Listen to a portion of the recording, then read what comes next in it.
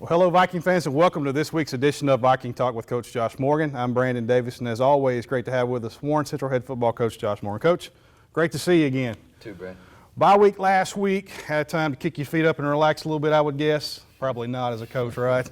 But anyway, 2 weeks ago, we go over to Brandon and we play the Brandon Bulldogs. It was a very hard-fought game. We come away with a loss of 10-9 against the third-ranked Bulldogs. Had some missed opportunities, Coach, probably a game that you'd like to have back, but what was some of your takeaways from that contest? Well, there's a lot of good things that came from it, and also a lot of bad things. And what we've tried to do is build on the learning moments. A lot of, as you mentioned, missed opportunities on our part. I thought we definitely had our chances. I thought we put ourselves in a good position to win. I thought we played great,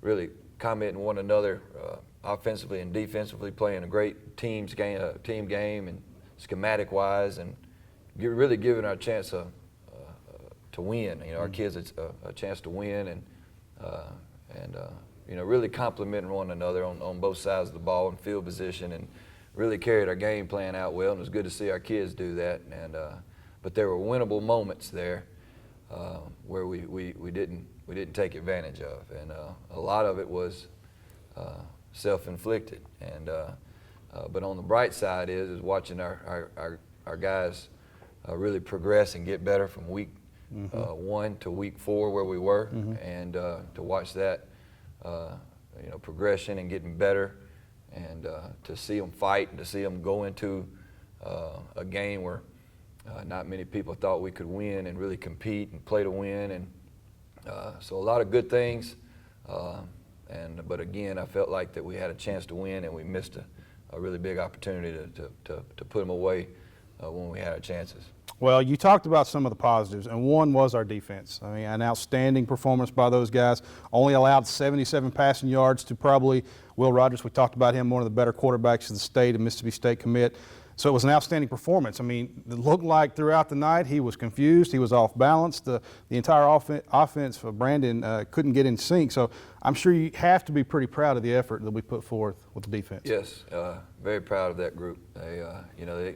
The touchdown that they scored was a fumble early in the game that went 60 yards, and the field goal that they kicked was I think a 44 or 45-yard field goal. Yeah. And I thought we played well. I thought we got off the field in third downs. I thought we, going in, as you mentioned, one of our biggest things that we were going to try to do was not let him get comfortable and throw some stuff at him, and which is hard to do. He's a very, very sharp quarterback, and I thought our kids played extremely well together and trusting one another and really doing a good job of carrying out the game plan. They had no explosive play. Right. I think we had 2 missed tackles, and usually when you do that, you win ball games, and that goes back to giving ourselves a chance to win. And I thought they just did a good job. They were a lot of fun to watch. So that teachable moment, one of them anyway, that fumble. Let's look back at that, Coach. Yeah, you grit your teeth at it, and it drives you crazy. That's the only touchdown that they had. But I'm sure going forward, with a young team like that, that's going to be a teachable moment. Say, hey, when in doubt, fall on the football. Yeah. So something that you can learn from that. Yeah. There's so many of them throughout the game in several different instances of teachable moments, and this is how you win, and this is why we didn't win, and that's what we use this game for afterwards. That's all you can do, and then you move on. But that particular play was a big play. We were driving. We were inside our territory on the 30-yard line, and it was an RPO and decision making there, and then the execution wasn't there, and then so it was just a bad play all around. And but that, along with the many other ones, has been talking points, and trying to move on and get better from it. Well, I'll tell you what, our defensive line really established the game, Coach. They set the tone, led by junior defensive tackle Gus Judge, 8 tackles, 2 sacks. Gus wasn't at the top of the depth chart when we started the year, but he started for us in this game. So talk about how he has progressed throughout the season. Yeah, Gus did a really good job.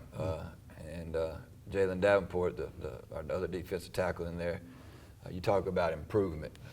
From watching us go against Pearl, who's probably got, one of the best offensive linemen in the state, watching us go from that to where we were able to perform at that night versus Brandon, you know, really leaps and bounds of improvement and little things. And Coach Wilson, Coach Corey Wilson, our D-line coach, gets a lot of that credit.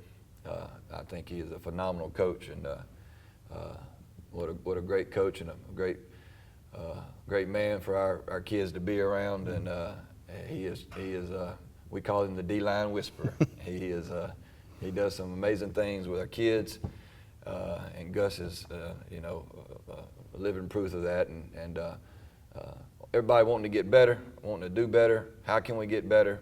And working on it during the week, and you can see what kind of performance that he's that he can put out there, and also the expectations that we have for him moving forward. Going to be a good player.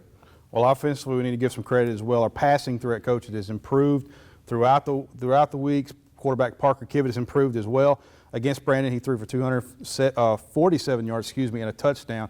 Talk about how he's continued to improve, and then his play against Brandon the other night. Yeah, we made some plays in the passing game, and you know, being able to take those shots when defenses give it, are giving us the vertical passing game, being able to capitalize on that. And I think our receivers have really done a good job. Shane Reagan has really come on here of late, and Damon Patton, we all know what he's capable of, and I thought Parker really throws, one of his strengths is he really throws the deep ball well with great accuracy. And so again, very excited about that, and the dimension that it brings to our offense, and really stretching the field and making those explosive plays, and you know, just really gave us a chance to win, and that's the most important thing.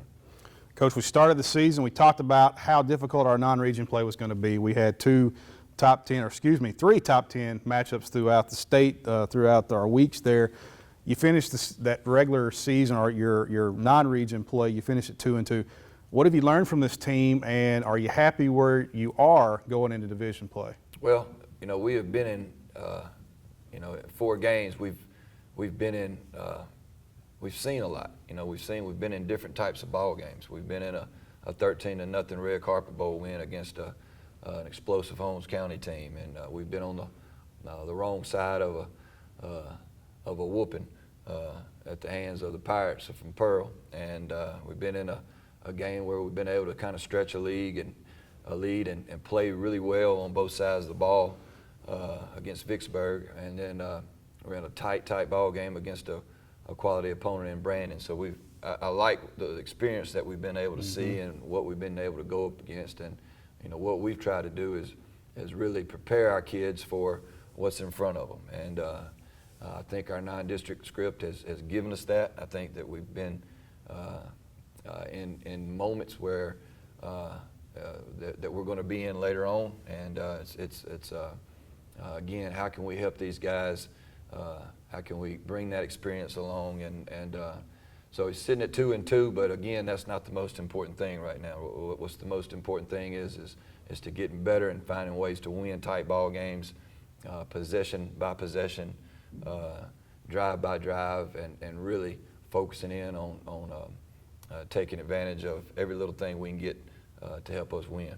Well, Coach, if you look at that Pearl game, and even Coach John Perry over at Pearl has so much respect for our program here, I think even he realized that was an anomaly. It's just the way the cookie crumbled that night. So if you take away that Pearl game and you look at our defense, your defense is only allowing 6 points per game. So does this unit have the ability to be maybe one of the better ones you've coached here at Warren Central? Has the ability. You know, you keep going back to Pearl. You know, I like to use bad things that happen to you. Mm-hmm. I like to use it, and you know, sometimes that's a blessing in disguise, and I won't let them forget that.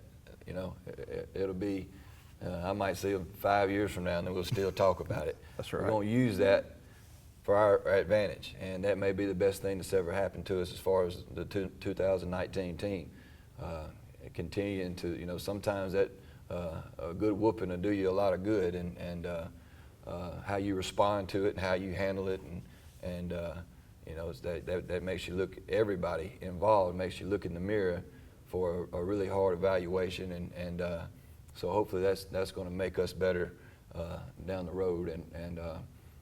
But you know, as far as our defense is concerned, as you're talking about, it's got a great group, and they play well together, and they take coaching, and they're physical, and so yes, I feel like that they'll continue to keep coming and keep progressing and wanting to get better.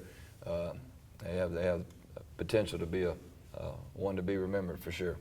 Well, this is Viking Talk. We're visiting with Coach Josh Morgan. Coach, this week the new season starts. We might as well, if we break it up into seasons, you got your non-region play, you got region play, and then you're ultimately gunning for that playoff season. So we're in season 2 this week, and we're going to open up region play with a new member to 2-6A, Germantown. Many folks don't know much about this group, so what should we expect from the Mavericks? Well, they've got a great program going. They've got a great coaching staff, really good athletes, and they do a good job with their program. And you know, they've been a playoff contender in 5A for a long time, and a couple district championships in that. And they'll fall in and be an immediate playoff contender in our district. And so it's going to be a game that when you have 2 playoff contenders, you know, games, even with it being the first one of the season for us, it's going to carry a lot of weight moving forward. You know, so what we're doing right now is going to carry weight when you start looking at tiebreakers, and when you start looking at head-to-head, and when you start looking at who's trying to get in these playoffs. So this one will carry a lot of weight moving forward. Well, Coach, I watched the Terry game the other night, and I'm sure you probably saw the film from that. They don't run your traditional offense like you see these days with a lot of spreading it out and throwing it around the field. More of the old school, a little bit of wing tee, a little bit of misdirection. So defensively, a lot of disciplined football this week, I'd imagine. Yes, you know, as you mentioned, we have not seen that. Matter of fact, I haven't coached against that kind of offense since, I think, 2009 against Lawrence County. So it's something different. It's something, the nuances and the quarterback under center, you know, and tight end that you just don't see much of these days, right? Right. And the wing back trap and the full back trap. So it's something different. The good thing about it on our end is that we've had 2 weeks to prepare for it, and we've needed those 2 weeks, and we'll hopefully use that to our advantage, and hopefully we've got our kids ready to go and prepared to see something to make up for that. Gee, I was shocked. I turned on the game and I see a wing back in the 6A team. I was like, what's going on here? And they're running him on the inside. So, yeah, it's good, almost like a blast from the past. So, but Coach, you talked about Germantown. Region 2 6A was already a brutal, we've always joked about it being the SEC West of 6A football. But now you're adding Germantown, you're adding South Panola. So you have 6 teams, if you include Warren Central, Madison Central, Clinton, Starkville. So you have 6 teams that really could be playoff teams. And 2's going to be sitting at the house. Past couple of years, we've been fortunate enough to be the team that sent Clinton home, but this year it's a whole different ball game. So have you and the staff treated this as a must-win game? Well, it really is, and the last thing we want to do is try to hide that or run from it. You know, everybody needs to know what's at stake and the purpose and the urgency. We want everybody on the same page and exactly calling it what it is, and don't run from that and don't back down from it, but to be able to understand this is what's at stake and this is how big of a game this is. And you know, right out of the gate in our district, those 6 teams that you mentioned are all playing each other this week. You know, Starkville and South Panola, Madison and Clinton, us and Germantown, and so we'll know a lot after week 1, and that's why it's so good to win that first one. It really puts you in a good position to make a run. Yep, we've the past couple of years we've been behind the 8 ball playing Northwest Rankin, so hopefully this year we can get on the positive of that. Right. Offensively, Germantown, they're led by 5'8", 186-pound running back Nick Barnes. Impressive back coach. He already has almost 500 yards on the young season with 12 touchdowns. So defensively, looks like it's going to have to be another quality outing from our guys. Well, they do a really good job. They don't make many mistakes, and they keep.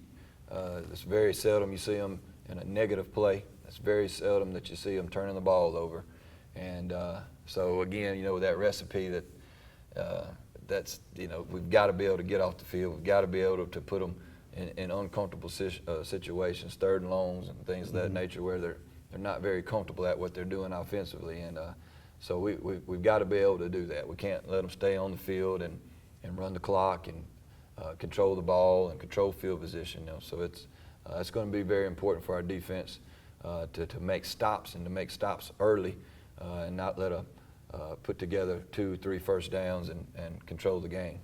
Well, Coach, defensively for Germantown, they're allowing about 24 points a game so far.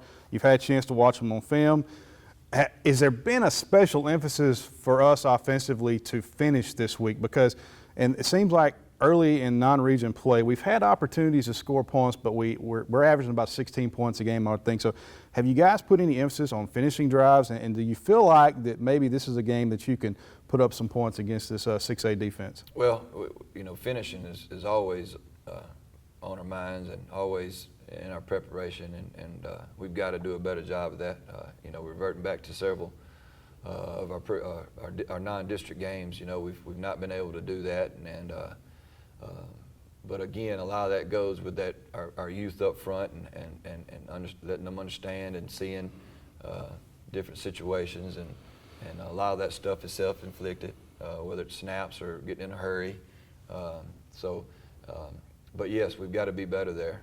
Another thing is you know, when we get inside the red zone and when we're making these drives, but we've got to be able to pick up blitz. You know, people pin their ears back and come at you a lot harder, and so. But it's important. It's a vital part. We've got to figure out, and we've got to be consistent, because our identity is going to be at Warren Central is going to be running the football. We've got to figure out a way to constantly, consistently run the football and really get our backs going and being good in that situation. Well, Germantown's new to 6A, but they come into this contest with a 3-1 record, wins over 6A opponents, DeSoto Central and Terry. They're averaging about 33 points a game on the offensive side of the ball. You've had 2 weeks to prepare for this group. Easily, maybe some players may think that they're coming out of 5A. They may be looking past them. So how have the guys responded to the coaching the past couple of weeks leading up to this game? They're ready. They're ready to go. They understand the importance of this. You know, we've been sitting also on 2 weeks with a 1-point loss, which is, you know, so our kids are ready to go. Our kids are ready to go. They're going to be prepared, as prepared as we can get them, and we've got to execute. We've got to perform. We've got to put it all together and get on the same page. And it's go time, and it's got to be now, and the urgency's got to be there, because right now, as you mentioned, starting off the district, they all mean more. They all count, and so if we want to do what our goal is, then we've got to win this one. Yeah. Well, Coach, injury update. You've had several guys banged up going into the Brandon game. Should we expect any of those back? Or do we still have some that are going to be out this week? Well, we still got a lot of our guys banged up and looking for. I think JT will be able to play some snaps. JT Hill, our offensive lineman that got hurt in the Red Carpet Bowl, has been out for the last 3 or 4 weeks with a high ankle sprain. So we're going to try to get him some reps and some series this week, and so glad to have him back. He's one of those senior offensive linemen. Right. So glad to have him back. All right, Coach. Well, last question we always ask: what are the keys to helping us beat this Germantown team? Well, it's just kind of hit on it. Offensively, it's taking care of the football and running the football. We have to run the football. And what that's going to hopefully do for us is once we establish the run in a consistent manner, that's going to open up some things for us in our vertical game. And so once we can establish the run, it'll truly bring a whole nother dimension of what we're trying to do. So that's going to be very important. Can we run the football? Can we get them out of the too high safety look? And once we do that, then we can start getting into other things in the perimeter and the vertical game. And I think our special teams have got to play better. We've got to play better. Special teams, I felt like that area let us down in the Brandon game, whether it was missing an extra point, missing field goals, blocking in the back on a big kickoff return. So we've got to be better in the special teams area, and then on defense, we've got to play great all night long. And because tailback, you mentioned you just come and it's 3 yards, it's 4 yards, and all of a sudden it's 16, and then all of a sudden it's 2 and it's 3, and then it's 65. So it's got to be every play, every down, great pursuit, great tackling, and it's got to be for 4 quarters because it's going to be that type of ball game. Well, Coach, best of luck to you. Thank you. Looking forward to it. We'll see you tomorrow night. Well, that's going to do it for this week's edition of the show. I want to thank you guys for your support throughout the season. We're going to be on the road, as we've mentioned, Germantown this week, but we'll be back next week. Homecoming 2019.